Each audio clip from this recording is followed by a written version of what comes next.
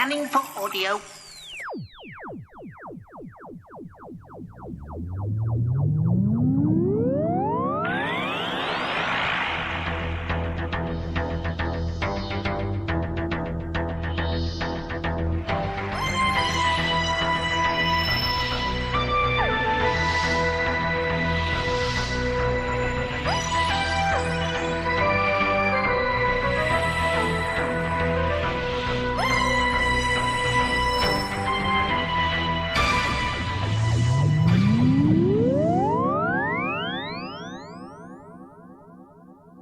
Welcome to a Tin Dog podcast. It's been about 6 weeks since I've recorded a podcast, and I've received one email from someone asking why. But that's not important. What's as important is that right now I'm in Bradford. It's a rainy, miserable day. So I've driven, not too far, to a little place called the Media Museum. Now, if you've never been, it's fantastic. Basically, it's what's left of the Museum of the Moving Image from London, combined with what used to be the National Museum of Photography. It's got exhibitions about the history of television, cameras, basically everything that I like. It's also got an IMAX cinema and a normal cinema. But most of all, and until February the 9th, there's an exhibition of Doctor Who fandom. Now, for those of you who were paying attention, this was the place that I brought my Cyberman head. Well, I've not seen the exhibition, and I'm going to experience it for the first time with you. So come with me now as we enter the museum. Well, I'm in the main lobby and I'm waiting for the lift to come. There's a small red Dalek just inside the door that every so often seems to shout exterminate at passing unexpected people.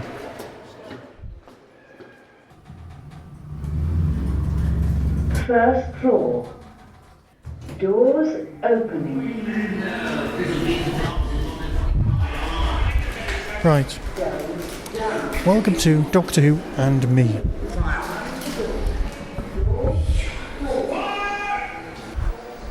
Right, as you come through the door, on your left you're greeted by a rather spectacular looking moon-based Cyberman. He's great, he's in PVC just to please Toya, and he has to be fan-made because he just looks so damn good.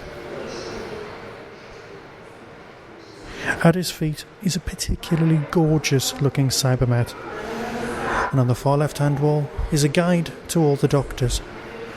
And of course, well, there isn't a picture of the new 9th. But that's to be expected because this exhibition opened before that. But these pictures aren't the standard pictures. Oh no, they're something lovely. They're paintings, they're drawings, they're models. And then we can wander. There's a bit of internet access, which is nice, and some lovely silhouettes. But the space itself is made up, well, of space. There's a bit of research for people to leave and read.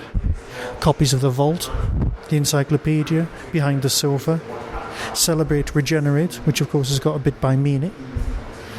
Book about the official fan club, Volume 1 and 2.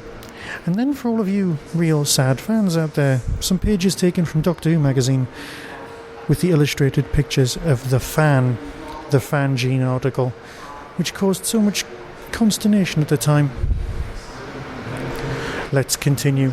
We are pushed for time.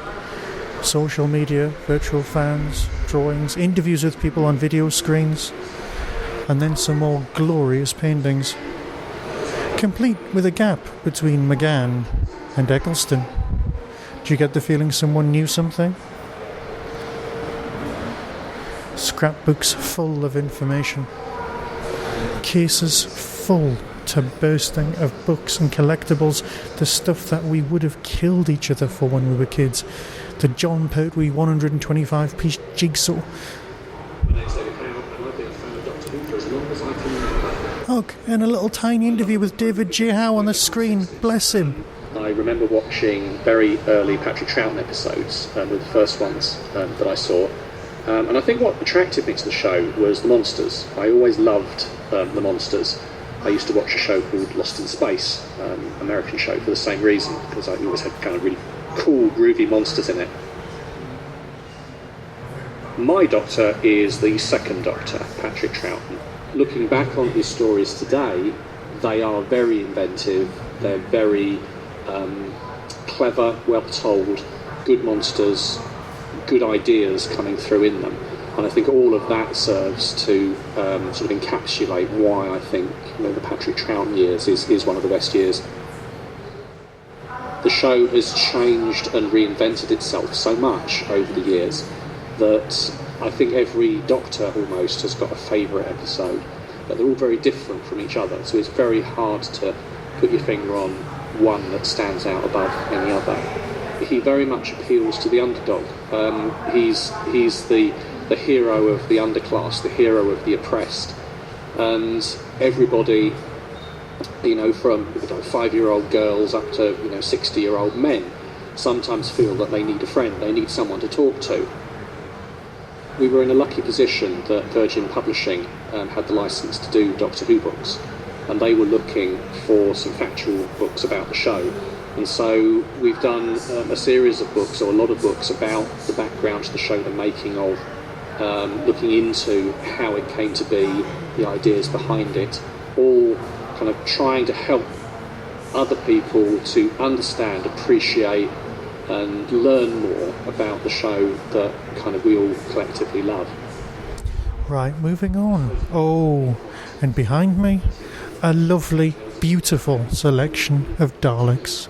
Homemade, handmade, barely made, beautiful creations, all behind a little tiny wall. For this, I need a photo. Against the far wall, another article about a superfan, Tim Neal from West Yorkshire. Number of years collecting? 40. This man has a lot of Doctor Who books. And a very nice scarf. Again, more cabinets crammed full of all sorts of stuff. And there's a Japanese one. Oh, the famous Japanese Dalek book with the green Daleks. And the police box that's actually a telephone box, one of the British ones. Oh, that's so lovely. There's just lovely things. Comics, Toby jugs, pewter heads,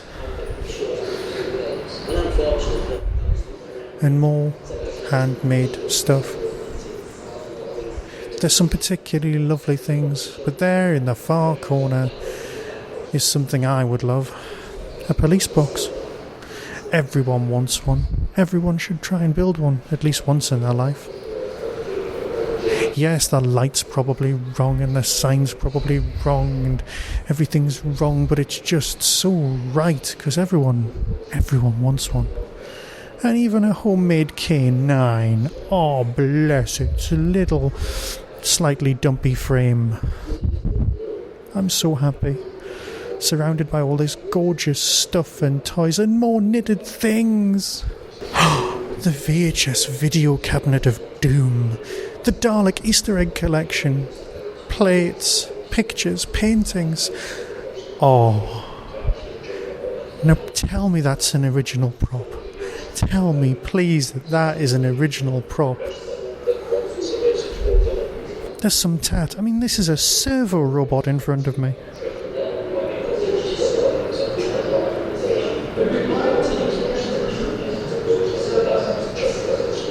It's actually a genuine servo robot. You can tell it's genuine because it's bloody awful. I'm in awe. Absolutely in awe of this. In the servo robot cabinet, there's a Leonardo da Vinci style picture of a Cyberman, and it's gorgeous. Some of the original Target novelisation paintings are here.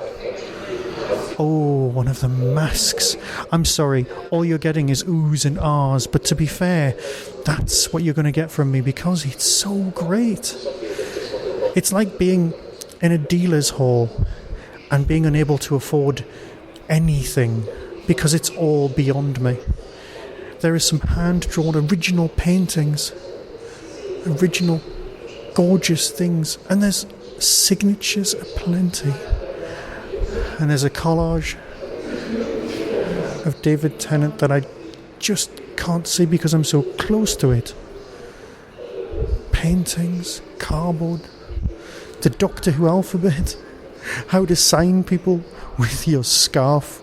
Now that's something I have to say I've never seen in my entire life. That should be a poster. But here, in the corner, in fact not even in the corner, just as you turn the room, is the thing that I came to see. My very own Cyberman head. And what more do you need than life? Yes, there are VHS and cabinets and Tom Baker dolls and, well, keyrings are plenty. There's the sort of stuff that you would see. There's the sort of stuff that you'll never see anywhere. Handmade, bashed together, cobbled together, but it's all made with love and brought together. This is a terribly impressive, and it's a celebration. It truly is a celebration of everything that is fandom. From Graham the Adipose sitting in the room to the knitted David Tennants, of which there are plenty. An autograph of Murray Gold. More TARDISes than you can shake a stick at. More sticks than you can shake TARDISes at. There's a homemade mechanoid. There's that Danby Milne chess set. You know, the chess set that everyone always wanted and no one could ever afford. Well, they're here. They're all here. And there, at my feet, belonging to Justin Fleming, is just a lot of toys.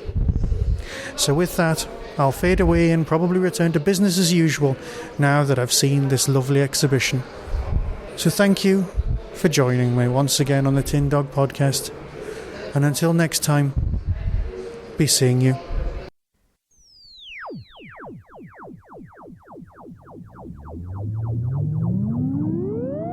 You've been listening to the Tin Dog Podcast. Doctor Who and its connected properties are copyright and trademark of the BBC. No infringement is intended. To contact the show, email tin-dog@hotmail.co.uk. Whostrology, a Time Traveller's Almanac, is available through Telos Publishing or Amazon. Visit www.whostrology.com for further information. The Tin Dog Podcast is a founder member of the Doctor Who Podcast Alliance.